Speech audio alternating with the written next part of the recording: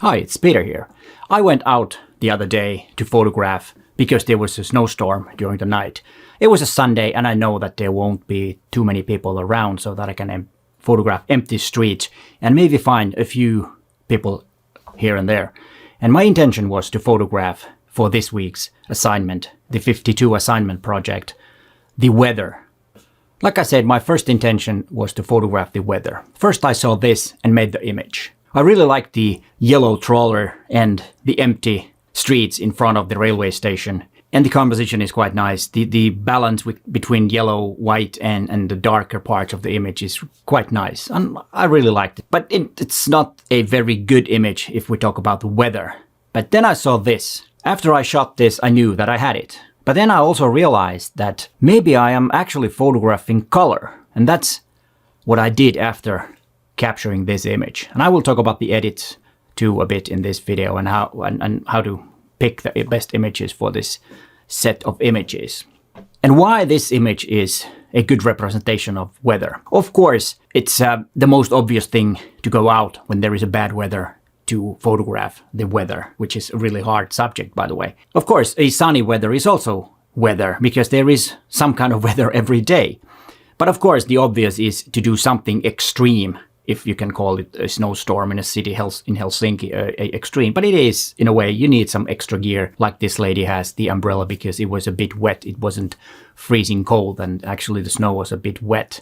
And I wanted to make an image to show what does it mean when it's a snowstorm in a city. People need some extra gear to survive or go from place A to place B. And that's why, but I know it's quite obvious. You could go deeper and talk and, photograph what does climate change, for example, mean. And that's of course going really deep. I didn't go that deep. Since I knew that I had the image that I wanted for that, because it's only one image, and I wanted to present this image for you guys as a part of the 52 assignment project where the assignment is weather. So then I switched a bit and started photographing more about the colors that there are. Usually people have black coats, black jackets, black hat. Like you've seen me in many videos. I do have a black winter coat, which is quite popular here in Finland. Don't ask me why, because colors would be totally a good thing, because it is so gray and a bit depressing at this time of the year when there's not much sunlight, and then when there is overcast weather, you don't see the sun for sometimes even not in a month. Or for a month's period of time, you don't see the sun at all, and that is not good.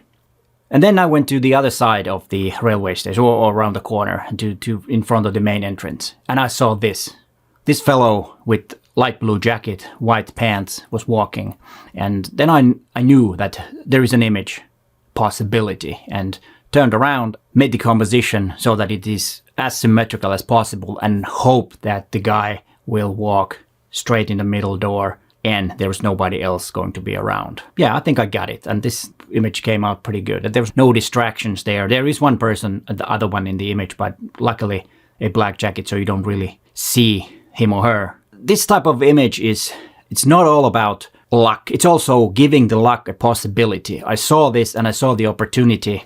This time I got lucky. Sometimes you just miss it because something happens that you cannot control. There could have been a car here. There could have been a lot of people all of a sudden or whatnot. Or the guy would have gone to the other direction. Maybe he wasn't going into the railway station at all. But he did, which was pure luck. But still, I gave the luck a possibility.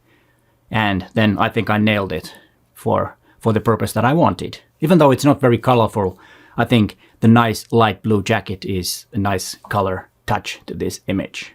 So my first set of 3 images was this one, with colors, white snow, and the railway station in the back with this brownish color, which the building is, and you could clearly see that there is snowing. So I was pretty happy with this 3 set of images. Then I saw this bike that was right in the middle of this street. The reason I took this is not because it will fit this set of images that I was taking now, but I know that I have in my archives images that are similar than this one, and it will fit perfectly with those images. And that's why I took this image, because it fits to this set of images. But I wanted to concentrate on color, and then I went to this area of downtown where the sidewalks have heating underneath, so there won't be any snow on those. Stones on the street, on the sidewalks are really glossy and wet, and there were a lot of reflections, and actually it looks quite nice. And this pretty dark buildings and the dark sidewalk will give a nice contrast if I can find someone having colorful clothing or some other stuff that is colorful. But before we continue and talk about those images, here are a few things that I did when I edited the images. The way I do it, first, of course, I check out the image that is good, might maybe do a bit cropping and sometimes a bit straightening the lines if the camera wasn't really, lined up properly. And that sometimes happens if you are in a quick rush to get an image like I did in a few of the occasions on this photo walk, because I was doing a little B-roll too, and that's always a bit distracting when you're setting up the other camera and then something happens and you need to be quick. And then I usually straighten up. I think it looks a bit better. It depends, of course, on the image. And then I do the overall, the global adjustment, which is usually contrast. I check out the exposure, and maybe if there are some highlights that are too bright, I might, lower the highlights a bit. And then what I do, which is really great to do with Lightroom nowadays when it has the Mask AI tool, I separate the subject from the background, making two masks so that I can make adjustment to the subject and the background separately. I usually brighten up the subject a bit, and then I will lower the exposure in the background a bit, because then I won't make the subject to pop out. And on these images, because they were all about color, I wanted to make the colors pop too. So I used the color range mask, added some saturation, and played around with the white balance to make the colors a bit warmer. This is a place where you do not want to overdo it. You don't want to do too much so that you don't break the image, so that there will be some artifacts or something like that. Just, slight improvements so that you really have the colors pop out on the image. And I think that's the simple way of doing. And then, of course, slight vignetting might be sometimes a good thing, so that the attention is in the subject, so it's a bit darker around, because we tend to see the lighter part of the image first. And if we have the subject over there, then most likely we'll like the image. But let's continue to talk about the images that I took. Like I said, I was doing some B-roll a bit for this video. Filming B-roll and making street photography is not easy to get. I could do, POV style, but I don't know. I've done it a few times, but it's, it's not really for me. But if you prefer POV style videos, please let me know, because I can do them. I've done them in the past, but like I said, I was doing B-roll. I was setting up the camera, and I saw these three ladies in the corner of my eye, and I saw that there's something yellow, and I turned around, and all of a sudden they were right there, and I grabbed my EM1 Mark III with the 20mm f1.4 lens, and just, made a quick shot without even looking at the viewfinder, because I know the lens. It's about a standard lens, and I have a kind of a idea what the crop would be. It's not perfect, but I kind of like the motion blur that this image has, because of the heavy wind that was, and you can see they're covering their faces because the snow is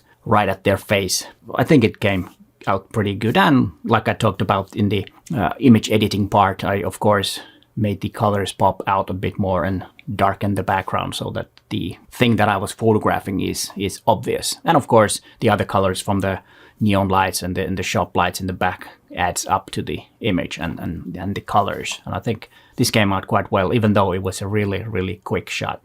And also this one is really quickly made. I saw this lady coming towards me when I was filming some B-roll about the street. And then all of a sudden I realized that the suitcase that she's dragging behind is purple. And I turned around and made a quick shot. There's a reflection behind the suitcase from the Amarillo sign. And I'm not sure if I should have had that in the frame or not. Now it's covered by the suitcase, but not really sure. I might go there and see how it goes, but then I would be so lucky if someone came with a suitcase so that I could do it again. But that was a quick and fast shot, and I think it came out pretty good, even though I think the shutter speed is a bit too long. You can't really see the other leg that well, and it looks a bit odd. And also the funny thing is that it looks like it is a bit unsharp. But it's not. It is sharp from the heel of the boot. And of course there's a lot of depth of field, which is totally fine on this type of image. Then there is this image. There is a red light above this or in front of this door. It makes a really nice red reflection on the street. And I was standing here for a little while and waiting for someone with the bright jacket to come forward, and this lady with the red jacket came. Bit of luck again. And I made this image, which came out okay. Maybe I should have cropped it a bit differently so the sky and the white buildings in the back would be out of frame. I wanted to have a yellow jacket, and if you look closely, there is one guy with the yellow jacket in the back. But I didn't take a photograph of him when he was there, because just when I was about to make the photograph, he did this and looked at me, and then I, of course, took my camera away and pointed it the other direction. I wanted to respect his privacy and not taking the image, even though I would have liked to, because the yellow jacket would have been a lot better here than the red jacket. And here you can see the other set of 3 images. I'm quite happy with the 2 first images, but the third one is not that good. It should have been yellow jacket with some motion blur. Then it would have worked really well. And here is my previous video about the same type of subject when I was photographing cars under the snow and bright colored buildings in the back. I hope you enjoyed that video too, because there are some good tips and tricks about photography. But hey, thanks for watching, and bye for now.